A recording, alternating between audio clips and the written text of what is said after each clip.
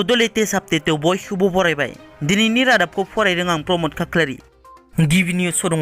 रांखान्थि आंखालनि थाखाय रेसलिं गेलेनायखौ दोनथ'नानै गुवाहाटीआव हाजिरा मावनानै जानांनाय CWE गेलेगिरि राजु गयारिखौ बिटिआरनि गाहाय प्रमद बर'आ थाबैनो लोगो हमनो रादाय होयो खौरांगिरिनि सिगाङाव, जाय बिथांमोना सोलोंथाइ, गेलेनाय आरो हारिमु बिथिङाव गावबा गावनि टेलेन्टखौ देखायनो हागोन आरो जायफोरा गोसो गुदुं बिथांमोनखौ मदद खालामगोन होनना बिटिआर ओनसोलाव बार अखा हानायजों बायफ्ले जिफ्ले जानाय फरायसालिफोरखौ थाबैनो लुफुंनो हागोन होननाबो रादाय होयो बिटिआरनि गाहाय बिथाङा। बिसायख'थि समाव खोथा होनायखौ लाखियाखै गिबि मन्थ्रि डक्टर हिमन्त बिश्व शर्मा बिथाङा, जायनि थाखाय रागा जोंदों गुवाहाटी बरबरी बाथौ मन्दिर पद ओनसोलनि न' सिफायजानाय बर' आइजोआ।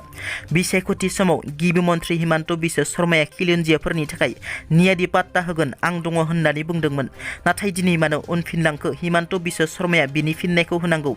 जोंनि हाखौ जोङो हगारा। बे ओनसोलाव गेदेर गोलावफोरनि थाखाय हा दङब्ला जोंनि मानो गैया, जोंनो नांखागोन होनना गोख्रों रावजों बुंथियो हिमन्त बिश्व शर्मा। नोंथांखौ जोङो मामा होनना सानना लादोंमोन, नाथाय नोंथाङा मामा नङा, नोंथाङा सासे राबन। धोनि मानसिफोरनि थाखाय नोंथाङा सासे इसोर, नाथाय जों गोरिबनि थाखाय नोंथाङा राबन होनना गोख्रों रावजों बुंथियो बर' आइजोआ। आरो बि फिल्म प्रडाक्शननि बिगोमा रिया ब्रह्म आरो बिथांनि फिसाय मनरन्जन ब्रह्मनि बाखनायथाव हाबा। बर'फोरनि दुखुनि समाव गसंदों रिया ब्रह्म आरो फिसाय मनरन्जन ब्रह्म बिथाङा।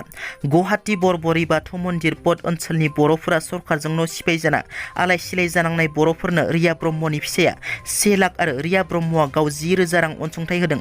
बिथांनि न'खरनिफ्राय गासै 1,10,000 रांनि अनसुंथाइ होनाय जायो।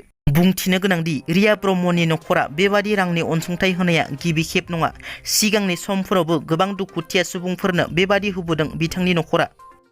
मोनसे दुखुनांथाव रादाब। क'क्राझाराव सासे बर' हिन्जावसाया गावनि जोनोम सान फालिनो थांनानै जाब्रबथायजों जायगायावनो जिउ गोमायो। जिउ गोमानाय हिन्जावसाखौ क'क्राझार बिसमुरिनि बासबारि फद्रनपुरनि VCDCनि मासिगिरि कमल सिं नार्जारिनि फिसाजो थुलिना नार्जारि होनना सिनायथिनाय जादों।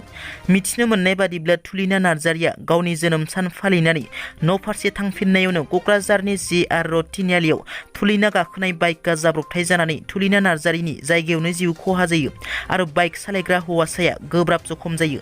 जखम जानाय हौवासाखौ देहा फाहामसालियाव थिसननाय जायो। बिटिआरनि गाहाय प्रमद बर'नि बियाबनि सिङाव थानाय सन्तला गामिनि मंगल सिं नार्जारिनि न'खरखौ आसाम नाङै जोब जोब अखा हानायजों दैमाया खुरख'लांजोबनानै न'खरा थानो जायगायानो गैलिया, जायनि जाहोनाव न'खरा गुबुननि न'खरावसो थाहैनो गोनां जायो। नाथाय बे दुखुथिया न'खरखौ प्रमद बर' दैदेननाय सरकारनि सुबुंफोरा खौरां लाहैनो सम गैया नामा? मेम्बारफोरा खाथि गामियाव थासेयावबो मिथिनानैबो खबर लाहैयाखै होनना बिसायख'थि समावल' भटखौ बेयाव हो होनना बुंफैयो, नाथाय दुखुनि समाव रावबो फैया होनना फोरमायो दुखुथिया न'खरा। दिनैनि रादाबा एसेनोसै। नोंथांमोना जुदि आंनि चेनेलखौ दासिमबो साबस्क्राइब खालामाखै, अन्नानै साबस्क्राइब खालाम। गोजोन्थों।